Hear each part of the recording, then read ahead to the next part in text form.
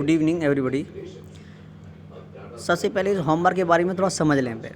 आपको ये होमवर्क आज दिया जा रहा है और कल तक आपको अपने नए नोट में यदि तुम्हारे पास हो तो ठीक है, यदि नहीं है तो आपके पास जो भी उपलब्ध हो नोट और साफ़ सुथरा हो, कोरा हो, उसमें आप ये होमवर्क करेंगे।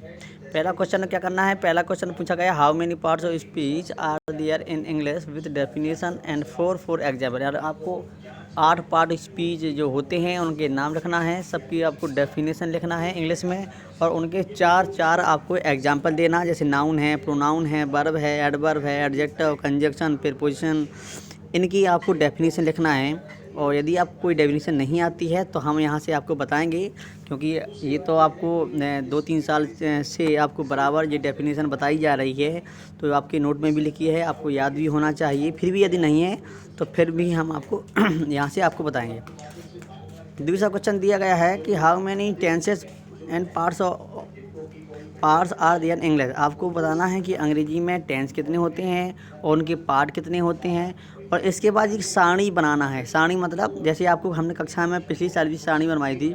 ये टेंस है तो टेंस के नीचे आप टेंस के नाम रख दें, जो 12 टेंस होते हैं, और उनके सामने हेल्पिंग वर्ब लिखेंगे, फिर उनके सामने वर्ब की फॉर्म रखेंगे। और एक हिंदी की पहचान दी गई है इसमें कि प्रेजेंट इंडेफिनिट की हिंदी की पहचान क्या है, प्रेजेंट कंटिन्यूअस की क्या है। मतलब इस तरह से एक साफ़ सुथरा नोट में ये टेबल बनाएंगे, अच्छी और सुंदर आर्ट की तरह। आप इसके बाद क्वेश्चन नंबर 3 में आपको the name of passive wise helping verb and form of the verb, यानी आपको पैसिव वाइज आपको पता है कि 8 टेंसों की बनती है, तो उन 8 टेंसों को नाम लिखना है और 8 टेंसों के आगे आपको हेल्पिंग वर्ब और वर्ब की फॉर्म लिखना है।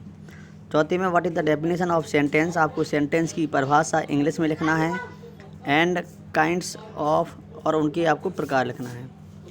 5वें क्वेश्चन में क्या करना है? देखिए 5वें क्वेश्चन दिया गया है, उन 5वें क्वेश्चन में आपको आर्टिकल भरना है। आर्टिकल जो दिए गए हैं, आर्टिकल का ध्यान देना। एक एग्जाम्पल हमने दिया है आपको केवल, और बाकी आपको 19 एग्जाम्पल आपको खुद करना है। और आप कोई भी यूज कर सकते हैं, लेकिन आपको 19 सेंटेंस आपको खुद तैयार करना है। एक सेंटेंस हमने एग्जाम्पल के तौर पे दिया है। इसके बाद हमने एक एक्टिव और पैसिव का एक फार्मूला रख दिया है, subject plus HV plus verb plus object plus other. इसी यदि पैसिव वाइज बनानी है तो आपको पता है पैसिव वाइज कैसी बनाई है, ये आपको पिछली कक्षाओं में भी बता दिया गया था। और यदि भूल गए हैं तो आपके पास फार्मूला लिखा हुआ है, नीचे आपके 10 सेंटेंस दिए गए हैं, उन 10 सेंटेंसों को आपको करना है। और 10 सेंटेंसों को करने के बाद जब पूरा आपका हो जाए तो नीचे आप अपना नाम लिखेंगे, अपना रोल नंबर स्कूल का यदि पता हो आपको, क्लास में जो मिला था। यदि नहीं है तो कोई बात नहीं है। और सिग्नेचर गार्जियन से अपने माता पिता के यहाँ सिग्नेचर करके और आप हमें पर यहाँ पर सेंड कर देंगे। तो नोट कर लें। इसके बाद कोई और जानकारी हो तो आप हमसे कॉल करके पूछ लें, आप व्हाट्सएप में चैट करके मत पूछें। धन्यवाद।